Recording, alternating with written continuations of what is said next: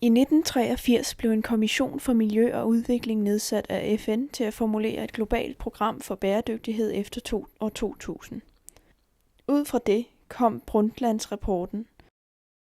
Her defineres bæredygtighed som en udvikling, der opfylder nutidens behov uden at gøre skade på fremtidige generationers muligheder for at opfylde deres. Altså opfordres der til at kigge på mere langsigtede løsninger i stedet for løsninger, der kun fikser problemer her og nu. Ifølge Brundtlandsrapporten findes der forskellige former for bæredygtighed. Social, økonomisk og miljø.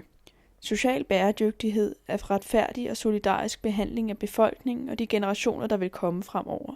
Derefter er der økonomisk bæredygtighed, som opnås, hvis man sørger for, at økonomien skal kunne fungere på langt sigt.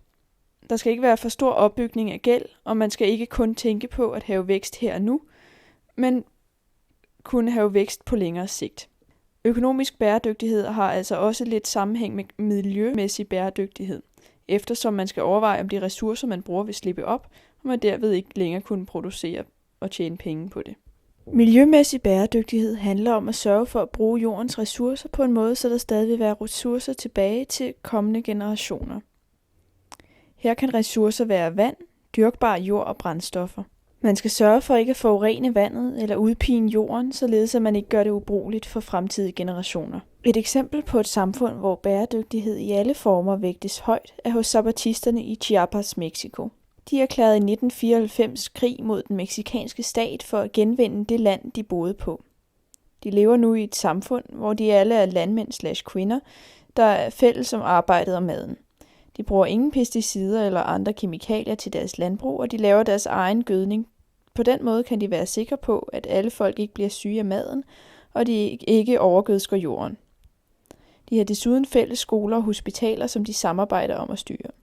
Og eftersom at de er uafhængige af den mexikanske stat, så modtager de ikke penge fra staten.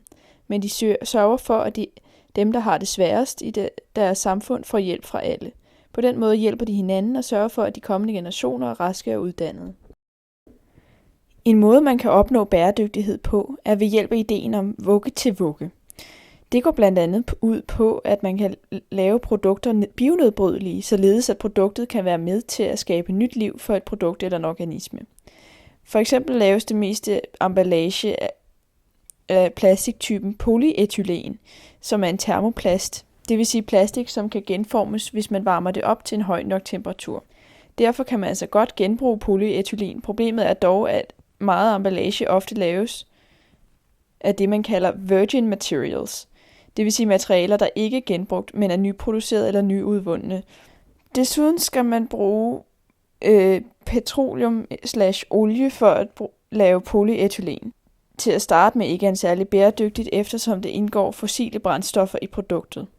Et andet problem er, at polyethylen ikke er bionedbrydeligt, og selvom mange videnskabsfolk har fundet metoder til delvist at kunne nedbryde polyethylen, er det et problem, der ikke er blevet løst. Derfor er der blevet opfundet nye typer plast, som er bionedbrydelige og kan produceres af fornybare ressourcer, som for eksempel majs. Det kan for eksempel være PLA eller polylaktat, som bygger på mælkesyre og kan laves af majs. Det er bionedbrydeligt, men det tåler dog ikke så godt varme.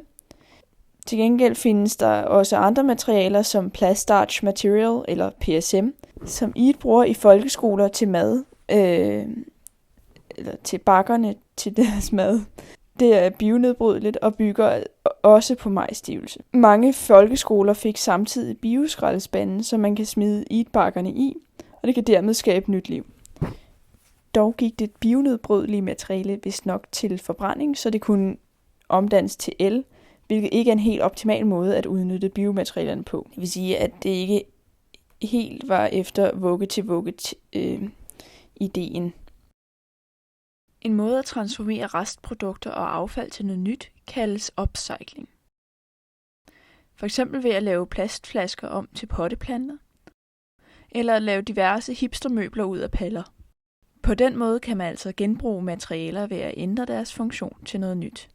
Økologisk fodspor er en måde at beskrive en befolknings ressourceforbrug i måleenheden globale hektarer. Det vil sige den mængde biologisk produktive land, der er nødvendig for at have den mængde forbrug af råstoffer osv. Hele befolkningens globale fodspor var i 2007 på 2,7 globale hektar per person. Det vil sige langt over jordens bæredygtige kapacitet på omkring 1,8 globale hektar per person. Jeg har valgt landene Brasilien og Mexico, og jeg vil nu beskrive landenes udvikling i økologisk fodspor og biokapacitet. Brasilien har nu et økologisk fodspor på 3,1 globale hektar per indbygger, men de har stadig et stort overskud, eftersom at de har 9,1 globale hektar per indbygger i alt. Dog er biokapaciteten faldet fra ca. 22 til 9,1 globale hektar per indbygger siden 1961, hvilket er pænt meget. Det svarer til et fald på ca. 60%. Det økologiske fodspor er steget siden 1961, men ikke lige så meget som biokapaciteten er faldet. Mexikos graf er meget mere ujævn, men det kan måske være fordi det er langt lavere værdier af globale hektar, der er tale om, derfor kan man nemmere se små udsving. Mexikos biokapacitet er faldet fra ca. 3,5 til 1,3 globale hektar per indbygger. Det svarer til et fald på ca. 63%. På den måde er det procentvis fald sammenlignet med Brasilien stort set ens. Dog har Mexico ubalance i biokapaciteten og det økologiske fodspor. Omkring 1975 og 1976 går Mexico fra at være et bæredygtigt land til at have et alt for stort forbrug i forhold til deres biokapacitet. I 1999 er der en kraftig stigning i grafen for økologisk fodspor, hvor det næsten når op på 4 globale hektar per indbygger. Det kan være fordi, at der i 1999 i Mexico blev afholdt Confederations Cup, som er en fodboldturnering, der blev afholdt af FIFA. Det kan have medhjulpet til stigningen, fordi der pludselig skulle produceres mere i landet, fordi der kom mange til landet for at se fodbold. Hvis man sammenligner Mexico og Brasiliens nutidige økologiske fodspor, har Brasilien dog et større økologisk fodspor end Mexico. En grund til, at biokapaciteten er faldet for begge lande, kan grunde landenes befolkningstilvækst. Landene har nemlig begge to mere end fordoblet deres befolkning siden 1961. Det kan føre til, at byområderne må udvides derfor må optage land, der kunne bruges til f.eks. landbrug. En anden grund til, at biokapaciteten er faldet, er fordi skovene er blevet fældet. Det kan især ses i Brasilien, hvor der er faldet fra 65% af deres areal, som er skovområder i 1999, til 59% i 2015. Mexikos skovområder er også faldet, men ikke nær så meget. Eftersom at begge landes biokapacitet og økologiske fodspor er gået i de forkerte retninger, kan man udenbart ikke sige, at de lever bæredygtigt, selvom Brasilien stadig har balance i deres globale hektar per indbygger. Begge lande har ikke rigtig ændret deres forbrug af energi fra fossile brændstoffer, hvor Mexico helt klart bruger mest, altså op til 90% af det samlede energiforbrug. Så hvis de en dag løber tør for fossile brændstof, vil Mexico helt klart have en del problemer. Desuden er begge landes CO2-udledning kun steget siden 1961, hvor Mexico meget af tiden har haft mere udledning end Brasilien, på trods af, at det er et mindre land med færre indbyggere end Brasilien. Derudover vil landene på et tidspunkt komme til at mangle vand, hvis befolkningen vokser, og der sker mere forurening af ferskvandsressourcerne. Som man kan se på den her graf, vil Mexico forholdsvis snart have svært ved at få vand til alle dets indbyggere. En grund til det øgede forbrug i befolkningen kan være, at antallet af fattige i begge lande er faldet, og det betyder, at befolkningen er blevet rigere og kan derfor forbruge mere. Hvilke muligheder er der for at nedsætte et lands økologiske fodspor?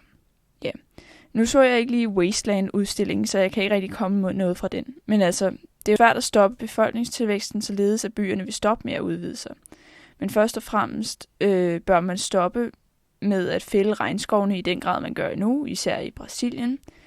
Derudover bør man tænke mere efter fra vugge til vugge tankegangen og begynde at for eksempel producere mere bioplast, som til gengæld kan være ret dyrt.